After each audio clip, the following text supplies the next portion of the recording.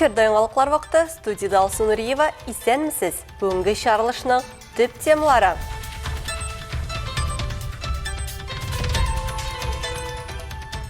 Хатирәләрне саклап, калабызда Әлфис Хуҗинны искә алу кичәсе узды. Шатланып, минем артыннан күпме укучыларым, күпме минем хезмәттәшләрем бара дип шатланып ята торгандар.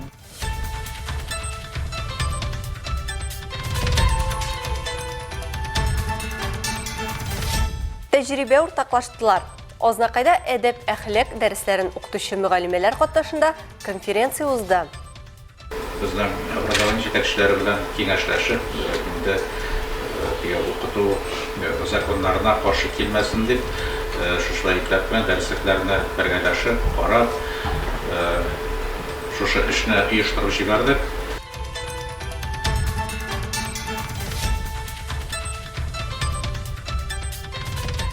Легендар хатын кызга багышланган программа. Әлмәттә Кадим Әлмәт этно-музыкаль коллективының концерты узды. Мондый националь музыка миңа бик ошый, матур, күңелле миңа, сөйнечле, бик матур музыкасы.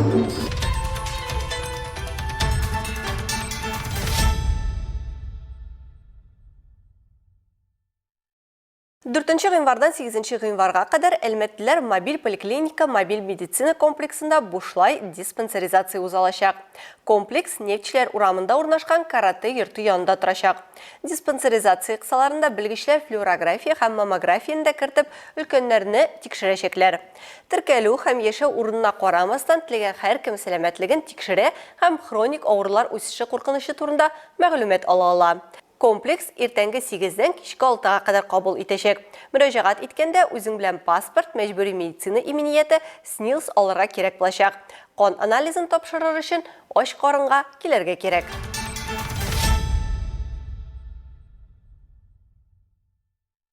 Татарстанда республика территориясендә асрала торган этләрне мәҗбүри теркәү кертеләчәк. Тиешле закон проектын Татарстан Республикасы Дәүләт Советының 6-нчы утырышында депутатлар хуплады. Закон проекты тарафыннан Татарстан Республикасында хайваннар белән эш итү өлкәсендәге аерым мәсьәләләрне җайга салу турындагы законның 4-нче маддәсенең 2 пунктын үз көчен югалткан дип тану тәкъдим ителә. Алар этләрне хәбәр итү яки ирекле теркәү тәртибен билгели дип сөйләде Татарстан Республикасы Министрлар Кабинетының баш ветеринария идарәсе башлыгы Алмаз Хисаметдинов. Республикада 2017 елдан 2024 елга кадәр дәүләт ветеринария учреждениеләрендә ирекле рәвештә барлыгы 14 мең эт теркәлгән. Ягъни бу гомуми уртача санның 12%.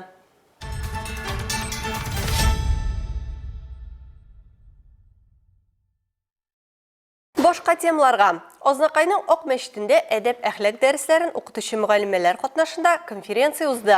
Онда Ознакай һәм Мөслим районы мөгаллимәләре тәҗрибә уртаклашты. Бу хакта тулырак мәгълүмат алдагы видеоязмада.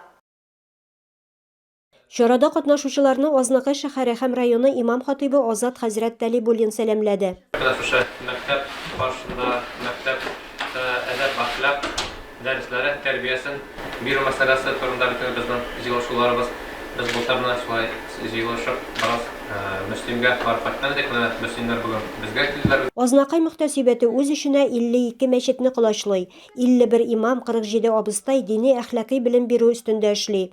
Очрашу барышында остазлар әдәп-әхлак дәресләре бирү буенча фикер алыштылар, эш тәҗрибәләре белән уртаклаштылар. Мөгаллимәләр тарафыннан тәкъдим ителгән осталык дәресендә кызыксынып карадылар. Нашар эш зәңгәр төстә, яхшы гамәлләр кызыл. Ул бала бөтен ихлас күңел белән бөтен класска әйтә. Нинди иртән мәктәпкә килгәнче нинди яхшы эшләгән. Эшләмәгән икән алмый. Конференциядә Ознакай район советы аппараты җитәкчесе Айдар Халиуллин, район мәгариф идарәсе җитәкчесе урынбасары Зөлфия Зарипова да катнашып, мондый әхлак дәресләренең әһәмиятен ассызыкладылар. Безнең образование җитәкчеләре белән киңәшләшеп, инде укыту законнарына каршы килмәсен дип, шушы ипләп белән дәресләрне бергәләшеп, карап, шушы эшне оештырып җибәрдек. Инде мин рәхмәтле, тирән рәхмәтле менә шушы дәресләр үткәргән өчен. Чарада катнашучылар алга таба да бергәләп актив эшчәнлек алып барырга кирәк дип нәтиҗә ясадылар. Илмира Шарифуллина, Рөстәм Акбаров, яңалыклар вакыты, Луч, Әлмәт телекомпаниясе. Узган елларда Әлмәт шәһәрендә азан әйтүчеләр бәйгесе үтте. Шарада моңлы азанны безнең хезмәттәшебез дә ишетеп кайтты. Сүз Энҗе Хәсән Шинага. Әлмәт шәһәренең Ризаэддин Фәхретдин исемендәге үзәк мәчетендә балалар өчен азан бәйгесе үткәрелде. Әлеге чарада 7 яшьтән алып 12 яшькә кадәр Әлмәт районы һәм шәһәрендә яшәүче малайлар катнашты. Альхамдулилля, очень рады каждого из вас видеть. Спасибо, что, альхамдулилля, пришли, ответили на наше приглашение. Чараны Әлмәт районы мөхтәсибәте оештырды. Быел бәйге яңартылган үзәк мәчетнең намаз уку залында үтте.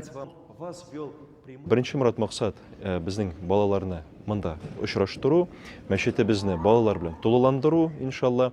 Һәм әлбәттә ки инде азанга карата аларда шулай әһәмиятлелек, азанның бераз гына тарихы белән танышып, аннан соң инде менә кемдер айруча татар аһәңенә басым ясап инде шулай татарчада азан әйтергә тырыша.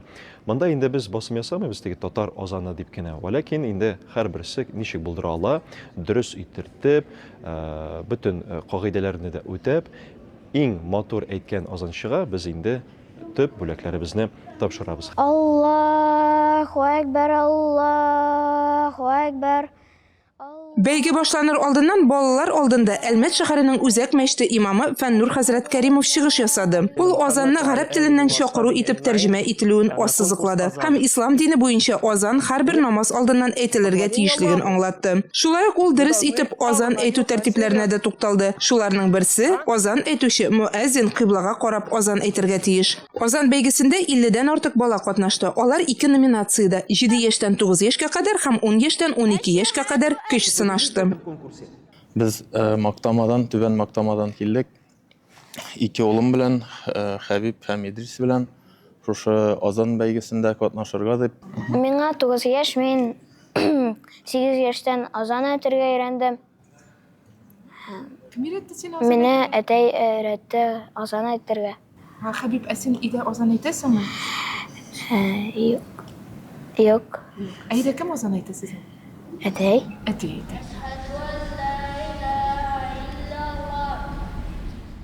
Жюри әгъзалары Әлмәт ислам мәдрәсәсе шәкертләре һәрбер катнашучыны тыңладылар.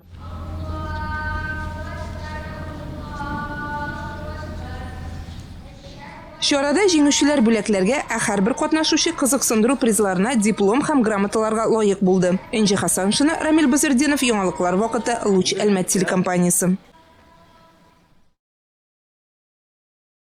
Мирза Тахиров исемендәге беренче лицейда Татарстанның ат казанган укытучысы, РСФСРның мәгариф отличнигы Әлфис Хуҗинны искә алу кичәсе булды. Ул моннан түгел 1 ел элек уйламаганда, көтмәгәндә арабыздан китте. Үзе беренче мәктәпне тәмамлаган, шул коллективта ярты гасырдан артык эшләгән Әлфис ага быел исән булса 75 яшен тутырган булыр иде. Әлмәт тарихына һәм хезмәттәшләре, күп санлы укучылары, дуслары, танышларының йөрәгенә ул һәрчак ярдәм кулы сузарга әзер булган олы йөрәкле кеше булып кирип калды.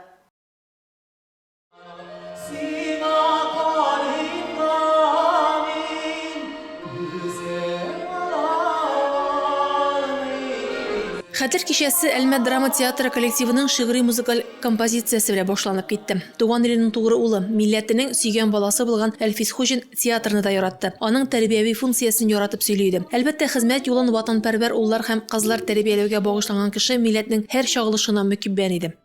Безгә Әлфис Хөсәйновичның шундай якты, нурлы йөзе карап тора. Аның җаны тәне безнең белән булмаса да, җаны безнең арабызда. Һәм ул шатланып, менә минем артымнан күпме укучыларым, күпме минем хезмәттәшләрем бара дип шатланып ята торгандыр. Әлбәттә, аның саваплы эше оҗмах төрләрендәдер. Аның турыда кем белән генә сөйләшмә, кемнән генә сорама, һәрбере Әлфис ага хакында хөрмәт белән яратып, фәкать яхшы сүзләр генә сөйләп искә ала. Йөзләгән укучылары, хезмәттәшләре, якташлары, дустанышлары, туганнарының һәрбере өчен үзенең әйтер сүзе, бирер киңәше, ярдәм итәр юлы, олысына да, кешесенә дә якты йөзе һәм кайгыртулы йөрәге булыр иде, диләр. Әлфис Хөсәйнович иң беренче мәктәпкә килә иде. Иң соңгы кеше булып кайтып китә иде. Башта мәктәпне әйләнеп чыга, Безнең мәктәп ул вакытта 8 этажлы. Бу ягында 3 этаж, теге ягында бик башкычлы 5 этаж. Һәрбер укытучының йөзенә карап, һәрберсенең матур күлмәген күреп, прическасын күреп, һәрберсенә матур сүз әйтеп чыга иде. Әлфис Хөсәен улының бөтен хезмәт юлы бүген Мирза Таһиров исемен йөртүче уку йорты белән бәйле. Өлгергәнлек аттестатын да беренче мәктәптә алган егет Әлмәт физкультура техникумын тәмамлагач биредә эшли башлый. Армия хезмәтенә шуннан китә, шунда кайта. 1985 елдан ул инде мәктәп директоры итеп билгеләнә. Шулай итеп, 50 еллык педагогик стажының ширек гасыры директор вазифасында үтә аның.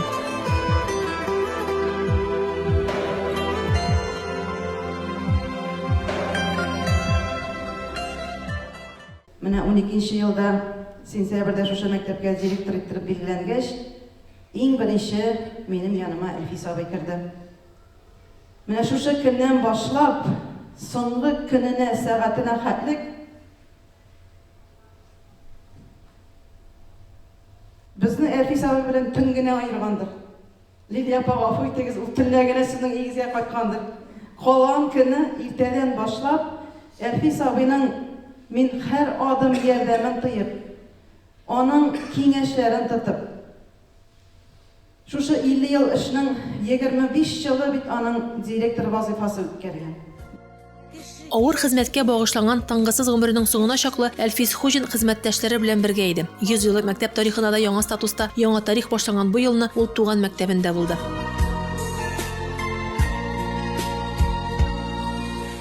Хәтер кичәсенә җыелганнар Әлфис ага белән бәйле якты хатирәләрен уртаклашып аралаштылар. Аның рухына дуга кылдылар.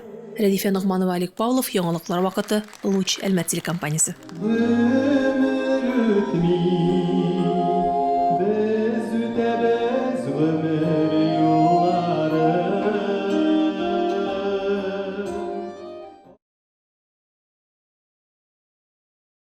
Әлмәттә Кадим Әлмәт этномузыкаль коллективының бу елда соңгы концерты узды.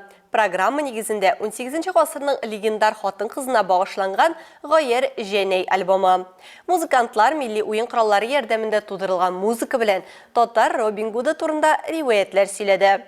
Чараны безнең төшерү төркемендә игътибарсыз калдырмады.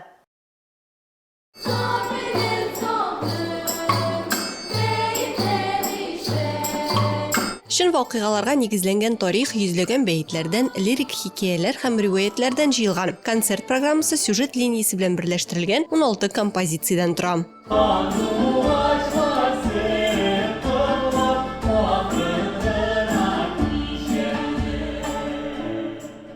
Мало кто, скажем так, глубоко копает, больше... Бик эс кеше шулай тирән казый, күбесенчә миф һәм риваятлар белән эшлиләр. Ә без бер кеше турында тарихны, торак пунктны җентекләп өйрәнәбез. Аны вак кисәкләргә аерып салабыз да яңадан җыябыз. Аннары аны музыкаль шигъри формага салып шул чор инструментларында уйныйбыз. Мондый эш сирәк башкарыла.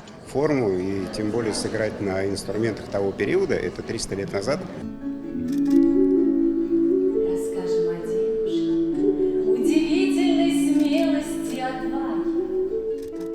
Барлык композицияләрдә Гайер Җәнәйнең тормышындагы вакыйгаларны күрсәтә. Ул 18 гасырда Әлмәт районының Илтән Бута авылында яшәгән легендар хатын-кыз. Аның ирен сугышка, эшкә яраклы ирләрне лашман хезмәтенә алып киткәч, ул Оренбург тракты буйлап узып баручы сәүдәгәрләрне талый торган төркем булдыра һәм җитәкли башлый. Җәнәй тарихка авылдашлары өчен игелекле эшләр башкарган хатын буларак кирип кала. Чөнки сәүдәгәрләрдән алган акчаны авылның имин тормышын тәэмин итүгә тота. Ире сугыш кырында үлгәннән соң Җәнәй төш күрә һәм аны кылган эшләре өчен җавап тоту билгесе итеп кабул итә. Шуннан соң ул балаларына гыйбадәтханә төзеттереп, соңгы көннәрен шунда дугада үткәрә.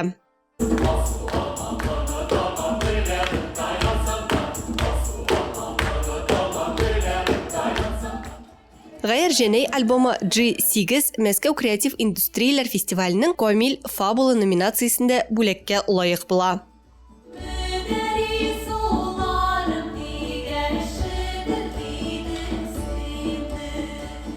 Инструментарий, репертуар, сүз, рух, мәгънә. Без моны тормышка ашыра алу, визуальләштерү һәм яздыру, дөресен әйткәндә, бу безнең өчен иң зур премия. Записать это самая большая премия, чтобы мы вообще смогли это сделать и сдать.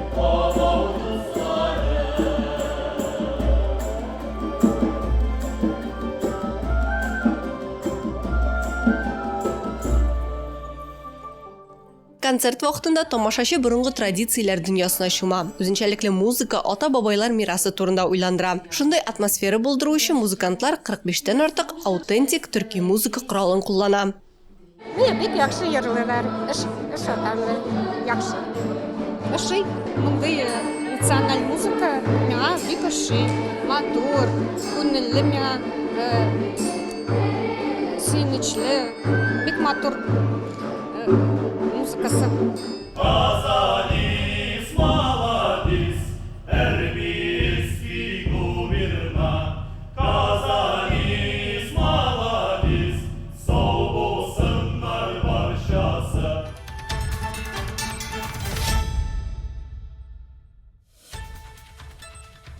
Хөрмәтле тамашачыларыбыз, яңалыклар чыгарылышының туры трансляциясын сез ВКонтакте социаль шилтәренә кереп, Луч Әлмәт төркемендә сәгать кичке 7дә карый аласыз. Безнең иң кызыклы сюжетларыбызда рәсми аккаунтларыбызда урнаштырыла. Бүгенге чыгарылышта шулар иде. Мин Алсу Нуриева һәм монтаж операторы Динара Сытинская сезнең белән саулашабыз. Исән сау булыгыз.